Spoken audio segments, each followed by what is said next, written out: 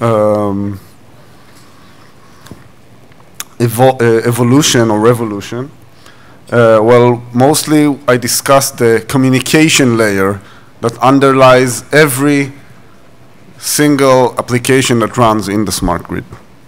And the disruption that we are seeing in this communication layer, and what can be done, and how can we deploy solutions that answer those requirements. So just a quick introduction, and then I'll go directly into some examples of how to deploy systems in this changing world, again, from a communication layer point of view. So just as a backgrounder, it's clear that the communication layer is in transition, right? We have the smart grid evolution, which means everything has to be connected. We have meters everywhere. We want to have automation and protection and demand response mechanisms. All of that requires much more communication than it had in the past. More than that, and I'll touch that in a second, the type of communication that we need for the smart grid is different from what we had to use or what we needed 10 or 15 years ago. It's much more scalable, right? We are suddenly going to millions of households. It requires much more bandwidth because we collect more information from a much higher number of devices. And it has to be more flexible and routable than what we used to have in the past, because it's a dynamic network that keeps on evolving and growing, right? We also have requirements and regulation for critical asset protection. The power utility assets are critical for every nation. There are regulation today in the US and in Europe that dictates specific security means for any asset that is critical, and specifically for power utilities. This means that you have to add mechanisms such as video surveillance systems, such as cybersecurity mechanisms, audits, etc., that guarantee that your systems are protected, right? That a malicious person will not be able to black out your network, for example. So this again creates a very high requirement for bandwidth, communication bandwidth, and it's all IP or Ethernet or packet-based bandwidth. It's all modern type of information. And the last one is the evolution of the relationship between the telecom operators and the utilities. Because in the past, the utility could rely on its own network for everything. But nowadays, when you grow and you go out to the field and you have millions of households to connect to, and you have low voltage transformer sites to automate, and you have meters and powers, phasor measurement systems, etc. You have to scale your network in a very big way, and then you have to have connectivity with the carriers, with the telecoms. So some of your information might go over a telecom operator's network. So you need to think about security. You need to think about the type of technology the modern telecom operators use, right? They have changed their networks many times, while the power utility industry have been more, let's say, more hesitant in changing and evolving their communication layers. So this is something to consider, and is also a major driver from a communication point of view. So just to put everyone on the same page, typically and historically, power grids and power and utility networks have been based on TDM technology. TDM, time division multiplexing. Those are the SDH networks that you own, or SONET in the US, or E1s that you have in your substations, connecting your substations, etc. Also, the services themselves are TDM based. The RTUs are serial interfaces that are TDM based. the voice system that you used to use are TDM based. So TDM was the underlying technology, and TDMs are very much like trains. This is I like to use this analogy because train is something that if it's, let's say, configured correctly, is very dependable and very deterministic, right? I can get up in the morning every day. I know that the train will be at the station at 8 and 10 minutes, and then it gets to my work at 8 and 40 minutes, and it's the same every day. It's deterministic. I know that I have a place on that train, and it takes the same time every day, and there's no traffic jams, and unless, of course, there's a strike or whatever. But if everything is configured correctly, it works. But what happens if the next day I need to go to somewhere else? I need to go to a customer's site, and there's no train track going that way. Then I'm in a problem, right? So packet switch networks are like highways. They are much more flexible and much more scalable than the TDM networks that we used to rely on. So suddenly, if I have a new meeting tomorrow in one place and another in a different place, I can really go everywhere, right? And I can add more people using on the superhighway than it would be for me on the train. The train had limited number of seats on the train. That's it. Here I can add more and more cars to the system. It's very easy to build another access road. However, unlike the train, it's not that deterministic and dependable, because in some mornings I may hit traffic and it can take me longer to get to work, right? Some morning there can be an accident. So packet switch networks are the clear future for all networks within the utilities. However, they are not as dependable and deterministic as the networks that you used to rely on. And that creates challenges for you thinking forward when moving your infrastructure to a modern design. So the challenges have a couple of angles. The two angles that I want to relate to are first an economical challenge, right? You have existing infrastructure, you have SDH deployed, you have TDM interfaces and RTUs and systems deployed. You don't want to throw them away. You want to migrate them slowly. You don't want to do a greenfield application. And on the second hand, you want to be able to maintain the same performance levels that you used to get from TDM when you migrate to a packet-based network. So those are the challenges, and now I'll go directly into seeing some examples of how to do this change, right? It's not all of the example, and it's mostly around the substations area, but it relates to the entire smart grid network.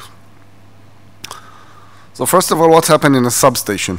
So you have an old substation with some TDM interfaces. Maybe it's a voice system or a teleprotection mechanisms or serial RTUs or whatever, and they are typically connected to a TDM multiplexer, a PDH device. Typically, this is an old device. Many times it's obsolete, it's out of date, you can't get parts for it, or it's very, very expensive, and it's not scalable. You cannot increase the capacity. Now what happens is that you start adding Ethernet or packet-based devices, right? The modern IEDs, the intelligent electronic devices that all new SCADA system, modern SCADA systems are based around, they're all Ethernet-based. You have Ethernet access within the substation, maybe for video surveillance or for other systems, for PMUs connectivity. So what do? You use Ethernet switches, ruggedized Ethernet switches within the substation environment, and you use next generation multiplexers that have the ability to transport Ethernet-based information over the access network. So I want to put this is like a zoom into the substation itself, and I want to put this in a context of an application, of an actual network. So this is the substation that we've just seen, and we have a couple of those, and there's an SDH ring. This is what you have today, or what you had 5 years ago, connected, and they're all protected in a ring, and everything is excellent. The only thing is it's not scalable, and it might be obsolete. So we're saying that using this new modern type of multiplexer, you have the ability to add Ethernet-based services and transfer them over your existing network without throwing it away. You can even have build another packet network right next to your existing network and transfer some of those services to the new network whilst keeping your legacy systems running on the old network. And at the end game, 5 years from now, you'll be able to drop the SDH altogether and map everything over the packet environment, still keeping the legacy systems alive, using ways to emulate legacy tunnels over a packet network. So there are ways to do that, and maybe I'll address them later on. So that's one idea of how to do a gradual, smooth migration process from an old TDM world to a modern packet-based environment, using the same boxes all the way, and without a lot of noise in your systems. Well, what you need to think about is how do you maintain the performance and the capabilities that you had with your previous systems, right? How do I get the latency that I need for the protection systems? How do I get the jitter behavior of the network? How do I engineer that? The availability must be very high, right? Those are mission critical services. And I have to make sure that this network is secure, that hackers attacking my network cannot take over or damage it or whatever. So that was one. The next application I want to discuss is, this is a new installation. Well, everything is in an installation where everything is already Ethernet or packet-based. And I want to focus for a second about cybersecurity. I just mentioned that. But cybersecurity is a thing that is recently, or in the last 2 years, have picked up a lot of traction, right? Everybody knows about the Stuxnet virus and the worries that are raised in the telecom and in the power utility world specifically from malware attacks. And we believe that a security measure has to be a layered approach. Just a single firewall in a central location is not enough. What we say is that you have to have security means all the way from your endpoints, from your low voltage transformer sites up to your control centers. You have to have firewalls in your, there's no safe zone or clear zone, one that is internal and external. You have to have firewall mechanism and security mechanisms all around, distributed security. And these have to work on several layers. So first of all, you have physical security. Obviously, you have to put locks in your substation. You have to have video surveillance, etc. But you also have to have means to protect the communication layer itself via encryption, authentication, etc. You have to have means of firewalling or identifying specific users on the communication layer, but also have the ability to guarantee the application layer security, which means, for example, the SCADA layer. Right? You have a SCADA automation systems. You want to have the ability to guarantee that a certain controller talks to a specific intelligent interface device and tells him, you, I don't know, measure that current, but it doesn't have the authority to say to him, upload the new software. Right? You have to have the ability to control which actions and the authorization of which device to another device. So in a scenario like that, there's a control center and some substation or low voltage transformer sites all connected through this cloud of packets that we just described earlier, and there are central devices and remote devices all along. So in the past, you would have had a single firewall in the control center and assume that it covers all of your problems. However, what happens if somebody gains access to this remote location? Maybe he climbs an electricity pole and plugs in his laptop to your, or his smartphone or whatever, to your Ethernet switch that's in the low voltage transformer site, right? Suddenly he can get access not only to the control center, but to other remote sites as well. So what we suggest is having devices that are communication devices and have integrated security mechanisms built into them at the SCADA level, at the application level. It has security such as authentication, encryption, security for the management of the network elements, so it covers all bases. So this is something that you need to think about, because protecting your control center is not enough. You have to protect the remote sites as well. Then, if somebody goes and connects one site to the other, you have, sorry about that, you have the ability to use a mechanism called deep packet inspection, and have the ability to look into the data and say, okay, that command is illegal, I'm going to throw it away, right? Mechanisms for whitelisting, for example. This device can do that action and not another one. Okay. The last application I want to discuss is how to move to a packet-based WAN, wide area network. And I just mentioned that, but the benefits of going to a packet-based wide area network is the fact that it's much more scalable, much more flexible, it's routable, and it's lower in cost. It does have some it's non-deterministic. It might be very complicated to manage in terms of capabilities, right? Many of the utilities, the smaller ones, does not have the technical capabilities to manage a complicated routed network. And it introduces certain security problems. So what we're saying, it's clear that this is the way to go, but you need to think about the technology that you choose for moving forward in your WAN backbone networks. And there are a couple of option-based available in the market. Everybody knows IP, everybody knows MPLS, and I want to talk to you about a certain technology that's called carrier Ethernet or carrier-grade Ethernet. Now, Ethernet is something that you are all familiar with. It is a local area network technology, right? It's something that you all have in your homes or in your offices or whatever. But Ethernet has matured in the last few years to a degree that it is a WAN technology.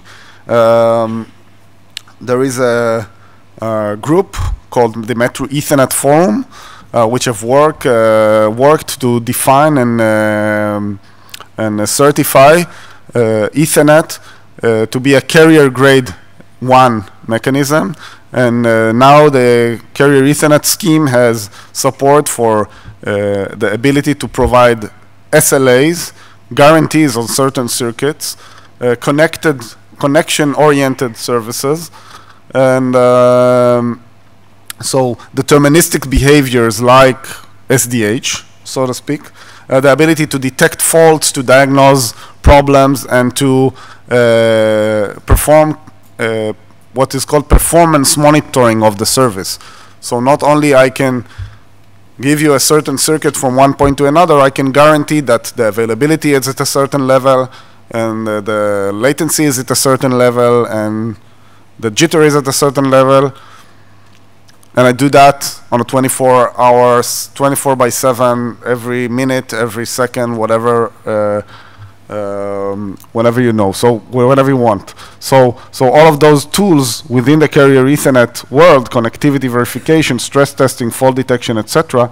This is an example of a screen from a performance management system that actually looks at a specific KPI, key performance indicator, within the network scheme. Right, looks at, let's say in this case, I believe it's a delay.